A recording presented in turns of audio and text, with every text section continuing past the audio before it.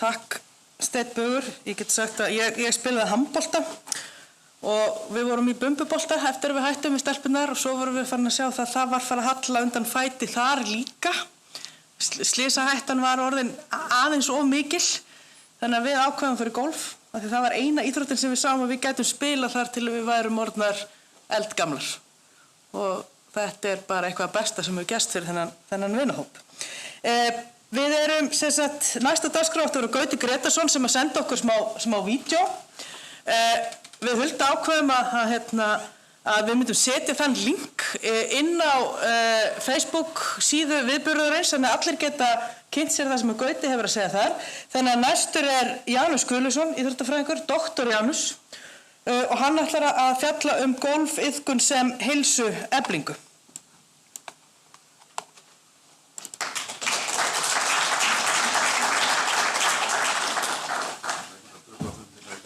Gaman að sjá þig.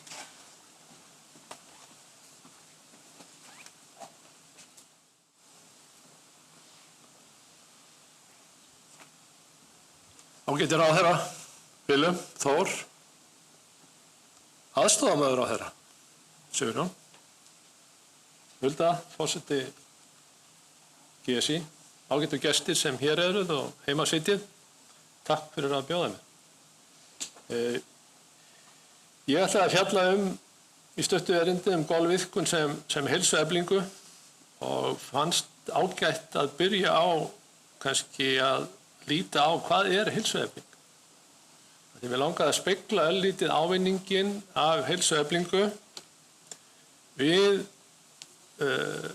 skilgreiningu embætti landlæknis. Og nú eru það tveir sem ráða ríkjum. Við vorum á heilsuþingi hjá heilbrigðisráðuneytinu daginn, þannig að ég lét teikna fyrir mig ágætismynd og þessi tvö ráðaferðinni hvað heilsueflingu varðar. Og ef við skoðum örlítið þessa skilgreiningu að efla heilbrigði með því að skapa fólki félagslega, menningarlegar og efnahagslegar aðstæður og umhverfi og ekkert síður að gera einstaklingunum kleift í samfélaginu að auka hreysti sitt og efla vitund og vilja til að viðhalda heilbrigði. Og golfið það endurspeglar, og ég ætla að reyna að færa sönnur á það. Ég fór í heimildaleit til þess að undirbúa þetta innlegg og sjá hvernig golfið getur endurspegla þessa nálgun. Ég ætla ekki að bera í bakka fulla lækin að fara að segja hvað golfleikur, þannig að þið veltið þessu bara upp. Ég tel að flestir viti það með þessar, ef við tölum þessar 18 holur að koma boltanum í þær á sem fæstum höggum, svo við förum hratt við sögu. En varðandi rannsóknir, þá fór ég í þessa heimildavinnu og það rit sem gefið út reglulega af, við getum sagt bara, golfklúbbnum hjá St. Andrews í Skotlandi. Og mér sýnist það á heimasíðu GSI að þið eruð að vísa svolítið í þessa skýrslu sem ákaflega áhugaverð. Þetta gefið reglulega þar út og þar segir vísindarannsóknir sína greinilega að það verulegu líkamlegur, andlegur og félagslegur ávinningur að fá tækifæri til að leika golf og við trúum því, segir Martin Slömbers, framkvæmdastjóri, að golfiðkun geti veitt fólki á öllum aldri frábært tækifæri til að efla eigin hæfileika, til að skemmta sér, bæta líkamlega afkastagetu og sinna félagslegri nálgun og svo framvegis. Ef við skoðum örlítið baklandið í þessari skýrslu, þá í rauninni fyrst að nefna skýrslu, rannsókn sem gefin var út af Scandinavian Journal of Medicine and Science, sem svona ákveðin tímamót, þar sem golfleikur upp á líf og dauða, minni dánartíðni hjá sænskum golfleikurum. Ef við höldum áfram, þá þessi the relationship between golf and health, a scoping review, þetta svona yfirlitsgrein og þetta lykilgrein í rauninni, yfirlitsgrein sem fjallaði lykilhugtök og svona eyður í rannsóknum sem var búið að vera að skoða golf í gegnum árin.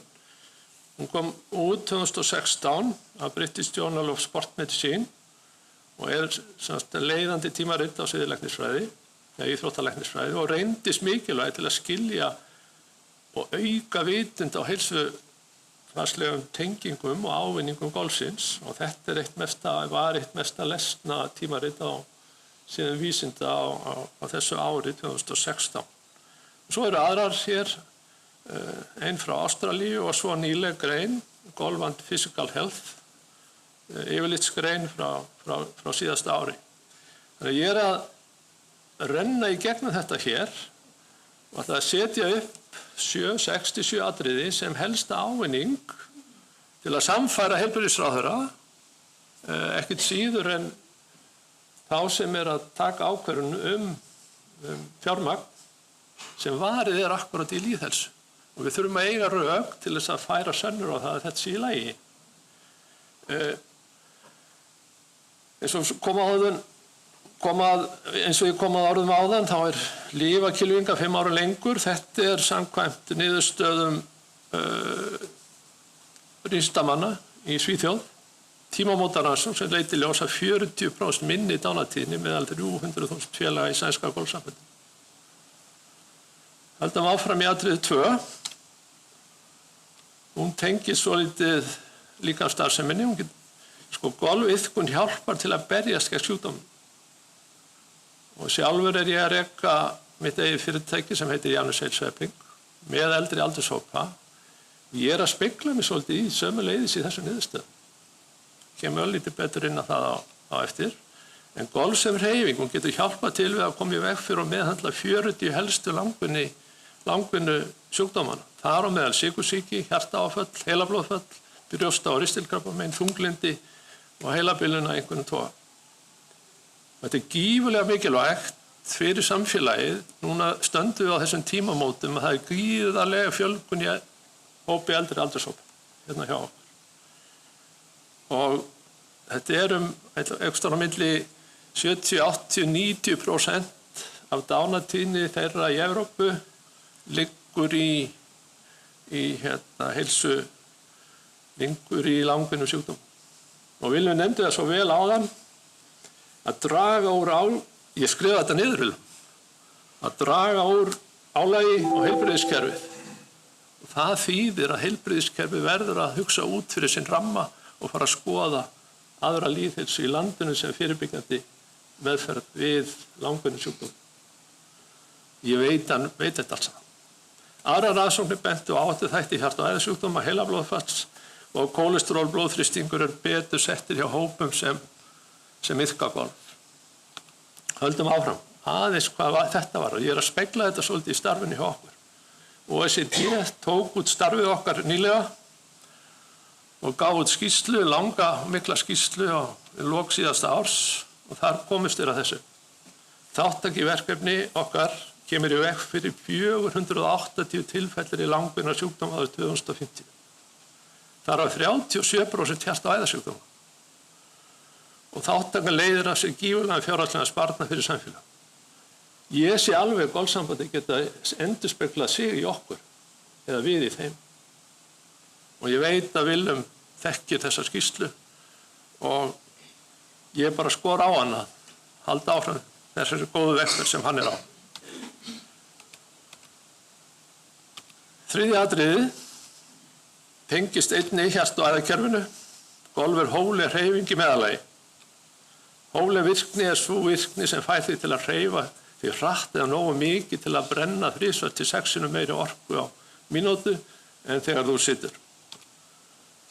Og þá varðandi jafnvægi og vöðvaþol, þá styrkist það hjá eldri aldurshópum eða eldri borgurum sem stunda golf og með því að leika golf þá einnig líklegt að bæta hjarta- og æðakerfið, öndunarfæri og efnaskipti. Og mér langar í þessu framhaldi aðeins að flækja ykkur svolítið. Eitt efnaskiptagildi skilgreint eða met sem það magnsúrefni sem notað með að setja í hvíld og jafngildi 3,5 millilítrum af súrefni á kíló líkamsþyngdar. Þannig að svona æskileg hreyfing hjá okkur sem hér sitið inni og þið sem sitið heima, já, hún þarna í kringum 3 met núna hjá ykkur, sko. Það vil aðeins minni. En við viljum koma þessu hreyfingunni inn í 4 til 6 met. Þetta það sem við erum að stefna með eldri borgarana hjá okkur og þetta það sem golfið að endurspegla. Það þessi hreyfing upp á svona milli 4 til 6 met, hún svona í kringu 5 met eins og þið sjáið hér uppi. Það ekki nóg bara að vera á æfingaseðinni, ég þarf að fara að leika leikinn og almennt þá ég komið svona í kringu 5 met sem svona æskileg hreyfing og þá ég að uppfylla þessa daglegu þörfum daglega hreyfingu.